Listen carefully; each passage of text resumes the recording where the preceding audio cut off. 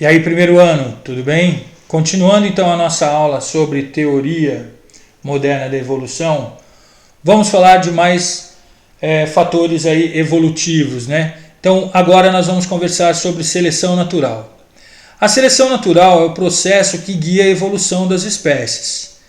A seleção natural consiste na reprodução diferencial de indivíduos, de uma população, dentro da qual organismos mais adaptados ao ambiente têm mais chances de sobreviver e de gerar descendentes. E como consequência disso, os menos adaptados têm menos chances de viver e de gerar descendentes. Então, sem aquela história de o mais forte sobrevive ou o mais fraco morre, né? Porque se eu pegar um tubarão branco, por exemplo, tirar ele do oceano, colocar ele no deserto, ele continua sendo um animal forte. Nos primeiros segundos ali, até pode-se dizer minuto, ele pode até atacar alguém, né? E que estiver próximo ali à boca dele. Mas ele vai acabar morrendo, não porque ele é um animal fraco, mas porque ele é um animal não adaptado ao ambiente terrestre, né?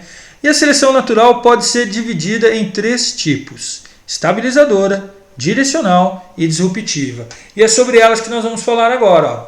A seleção natural estabilizadora, ela preserva as características médias da população, favorecendo indivíduos com fenótipo intermediário. O fenótipo é a característica manifestada. Então, vamos citar um exemplo aí. Vamos pegar uma espécie de animal que tem ali pelo claro, pelo escuro e pelo cinza. A cor do pelo é o fenótipo, é a característica manifestada, entenderam? Então, no caso da estabilizadora, o pelo claro e o pelo escuro não estariam sendo preservados, esse fenótipo, essa característica. Estaria sendo preservado a média, que é o cinza. Na seleção natural direcional, ela vai preservar determinada característica extrema da população, favorecendo então indivíduos com determinado fenótipo extremo. Então, vamos voltar ao nosso fenótipo, ao nosso exemplo? Pelo claro, pelo cinza, pelo escuro. Então, na direcional, estaria sendo preservada a característica pelo claro ou a característica pelo escuro. Se for preservado a pelo claro, lógico, a pelo cinza e a pelo escuro não estão sendo preservadas. Na seleção natural disruptiva, ocorre a preservação de ambas as características extremas da população. Então, favorece os indivíduos com fenótipos extremos. Voltando ao nosso exemplozinho, uma espécie que tem cor de pelos claros, cinza e branco. O que estaria acontecendo na disruptiva? Estaria sendo preservado o fenótipo, né? A característica pelo claro e pelo escuro, e não estaria sendo preservado a de pelo cinza. Beleza, galera? Tudo bem? Entenderam aí os 3 processos? Então, aqui tem uma ilustração para mostrar isso, né? Vamos lá. Essa curva aqui, ela mostra a população original, né? Esse aqui mostra os fenótipos, né? As cores mais claras, as mais escuras e o intermediário. E aqui mostra a frequência de indivíduos da população nesse eixo. Se a gente olhar aqui, ó, nós temos a curva da população original no gráfico 1 aqui, ó, tá? E aí nós temos um caso de seleção estabilizadora. O que a gente pode ver na curva da população evoluída? Que a frequência dos extremos, né, das características extremas, não estão sendo preservadas. O que está sendo preservado é a característica intermediária, né? O fenótipo aí de cor intermediária do pelo.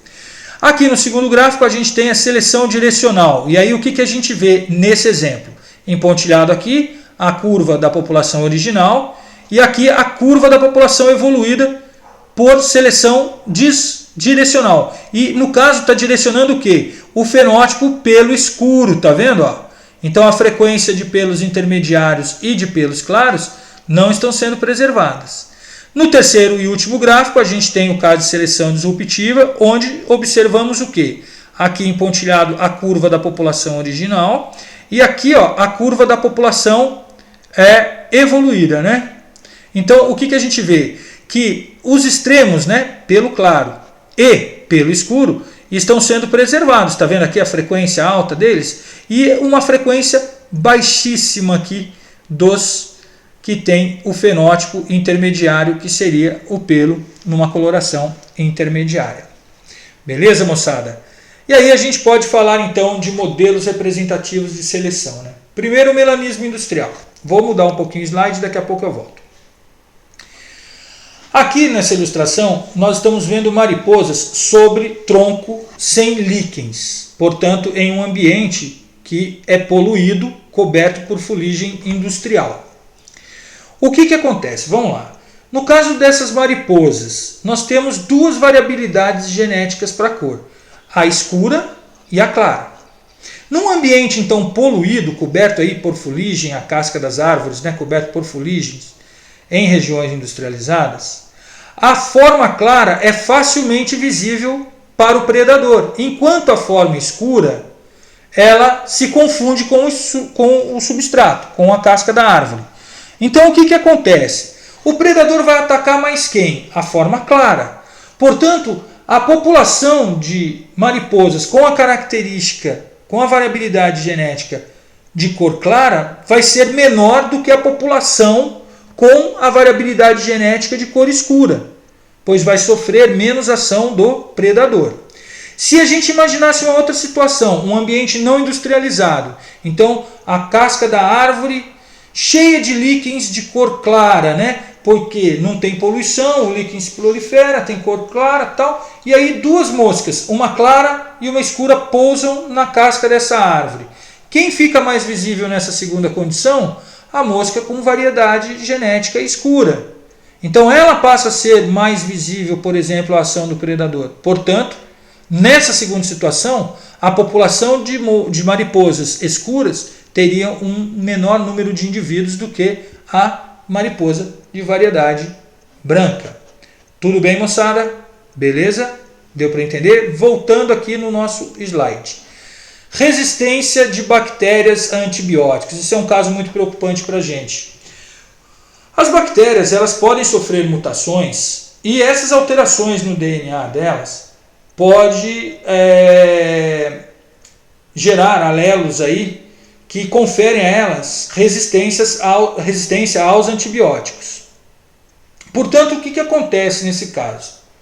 Como as mutações são raras e ao acaso, se a gente pegar uma população imaginária de bactérias, onde uma parte sofreu mutação e outra não, a menor parte é de bactérias mutantes, a maior é de bactérias selvagens. Então o que vai acontecer? Ao aplicar o antibiótico, a grande maioria das bactérias serão destruídas, pois são sensíveis a ele. E aquela menor parte da população que é mutante e resistente então ao antibiótico, ela fica preservada. Então o que vai acontecer?